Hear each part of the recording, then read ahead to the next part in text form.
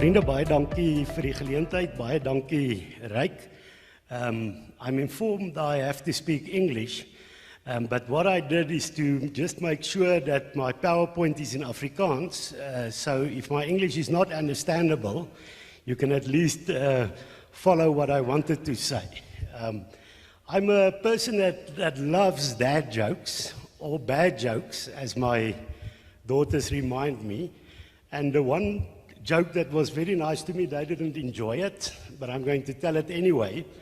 And I said I started an electricity business, and my clients found out with a shock that I was not a qualified electrician. So, okay, at least some people enjoy bad jokes. Just in terms, I don't want you to find out with a shock that I'm not a nuclear physician, I actually spoke to Q to say just that nuclear is actually a long-term solution and only the end goal. And there's a lot of work that needs to be done in the next 10 years. So I'm not going to stick to the topic, as many people do quite often.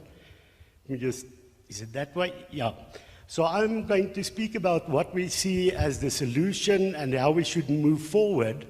And we see this decentralization of the electricity network as the solution. And we solution agnostic, that we realize that sun power, gas, hydrogen, and of course nuclear energy is all part of the things that we need to utilize to get to the solution. Just remember, I think the one difference is Afriforum is not a for-profit business. Our profit is if we can make sure that there is a future for communities in this country, and where communities can prosper and where they can live safely, and just make sure that there's a future for all our children in this country. That means our role is not necessarily to bring the economic model, but our role is to facilitate the process. And fortunately, there are people like you that can come with the economic models, that can come with the investment to get there, but we have a different role to play. If we say our broader view from Afriforum is how do we approach this, and we believe in community federalism. And you might ask, this sounds like a very big political word. What does it have to do with power? And the reality is, in our country, we've had centralism only for 113 years. Long before we got centralism, we had tribes in this country, we had various republics, and it worked in rural communities, traditional communities looked after themselves as communities. Then we started with centralization, and centralization is not a bad thing if it works. But if centralization fails, it fails massively. And there are various reasons why centralization has failed in our country. Is with a corruptocracy, with a kakistocracy, which is a word that you can say much nicer in Afrikaans, but there is such a word. It is government by the worst people that is not the best that the country can provide. So if we then say, well, if centralism has gone wrong, and we look at community federalism, and you all know federalism is something that political scientists would use where there's decision-making processes at various levels, but we don't look at it from a political point of view. We say that you build federalism from the bottom up. And that means that communities take responsibility so that they can make decisions on issues that have a direct impact on them. And that is also that view of ours. We look, for instance, if Bheki Cele and his police is not going to solve the crime problem, what can we do? Then we say communities can, within the framework of the law, we don't want to be cowboys, we simply want to be safe. All of our communities have the same thing in common, and then we say, well, we build neighborhood watches, and through that, we take our safety lawfully into our own hands. So coming back to specifically the topic, as the state weakens, it will open up gaps for communities to start intervening. And we've heard quite a lot of those kind of solutions already this morning. What can farmers do for themselves? How can farmers group? What happened in Frankfurt when the community became involved? And if we say that is our solution, I was a history teacher for 3 years, but I'm not going to give you a history lesson, just a run through of history of electricity provision in this country. Apparently in 1809 there was a small electric machine here, but it was just used to demonstrate what it could do. But the first use for electricity was the electric telegraph in 1860 between Simonstown and Cape Town. Not a huge electricity plant, just simply small scale production to get that running. Then Cape Town station got lights, also small scale electricity provision. And back in the day in 1882, when we still had a parliament, we had the situation where lighting was brought to the colonial parliament. And then, of course, you all know that Kimberley was the first town in the country that got street lights. And it was all decentralized power production that we saw. And then followed towns started to produce their own electricity. Mines needed light in the mines. They started doing so. And then you had the private sector intervening to say, there is a need and we should get involved. And you had Siemens and Halske, the first company. A number of them followed this. VFP is not Vryheidsfront Plus, it's the Victoria Falls Power Company, which later became Victoria Falls Power and Transvaal Power Company. And they bought up many of these companies that I've mentioned.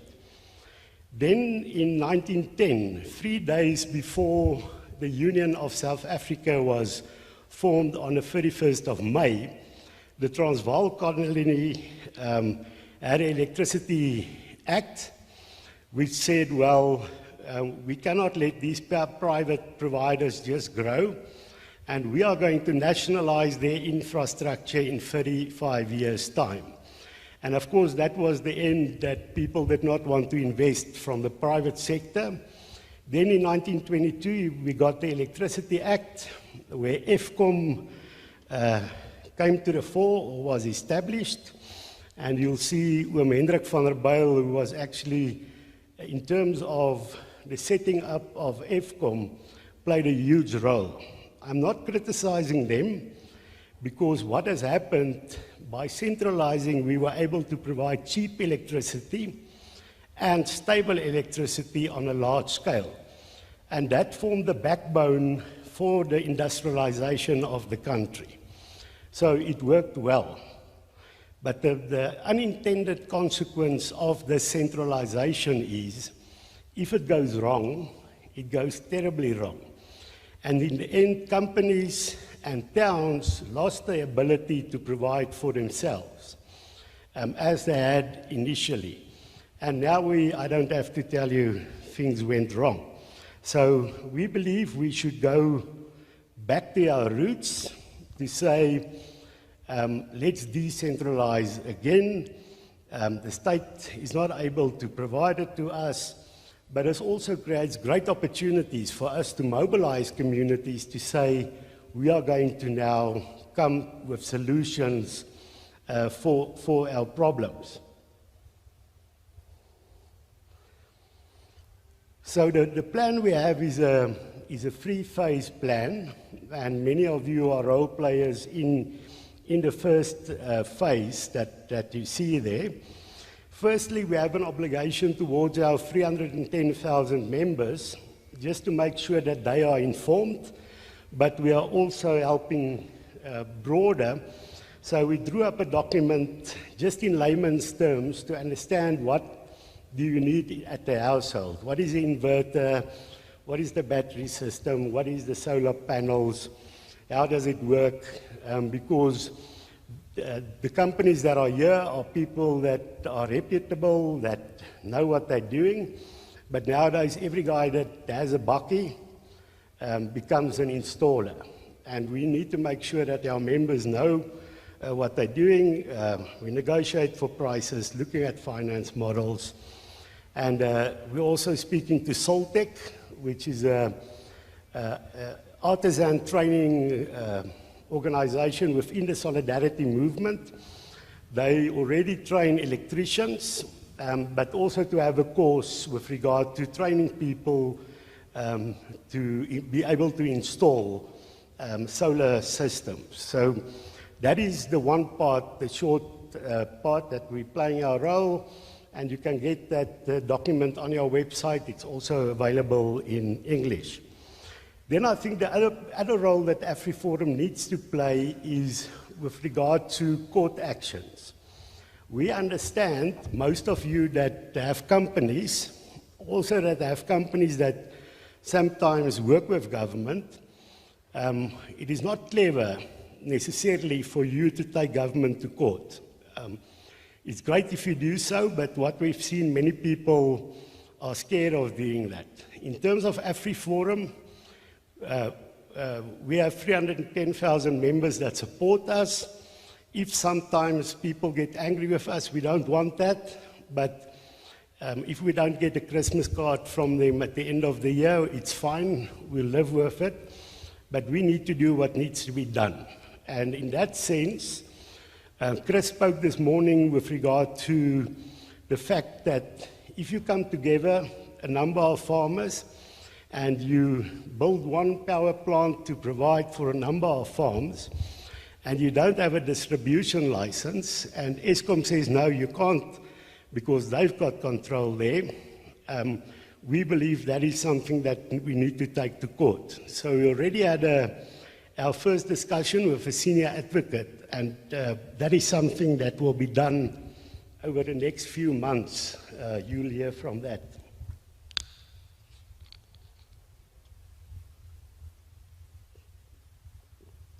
So the whole idea is that we need to open up the grid for people to start getting into the grid and making it possible for more people to come with the solutions. So my invitation to you is, of course, we can't get involved in individual kind of cases where you struggle with Eskom, but if there is something that plays a huge role in not opening up the grid, and something that we can fight in court, we are more than 5 minutes. Okay, it's quite strict here. But if you're Afrikaans speaking, don't you get 1 minute more? But okay, no, I'm wasting. So come and bring those court cases that we can bring. Then just in terms of the second phase or the medium term, and I think that is the elephant in the room. We're speaking a lot today about what the technology solutions are, what can be done, but the elephant in the room is that 80% of our municipalities don't get a clean audit. And if a municipality doesn't get a clean audit, and that they have people there that steal or that are not competent, we can have all the solutions. But which investor is going to invest for a solution in a place where you know the municipality does not pay Eskom? Why would they pay somebody from the private sector? So I believe the free market will solve many problems in the Western Cape, those municipalities that get clean audits, that are not corrupt. You will get investors, and there's no role necessarily for Afriforum. But we need to find a solution in those municipalities where there is that problem. And I think what you heard from rural is that they were able to get a 25-year contract, where they collect the revenue, where they pay Eskom, where they pay the municipality, and they make sure everything runs well. And by saving through efficiency, the electricity they provide is cheaper than elsewhere. And I think that is the big hurdle that we are working on, is to say communities need to be able to get control of the grid where they are. And the politicians can still run the town, they can even get the money, but this is quite hard because they don't want to take their hands off the purse or the wallet. And that is the big challenge, but we are going forward with that. Then the long term, in terms of the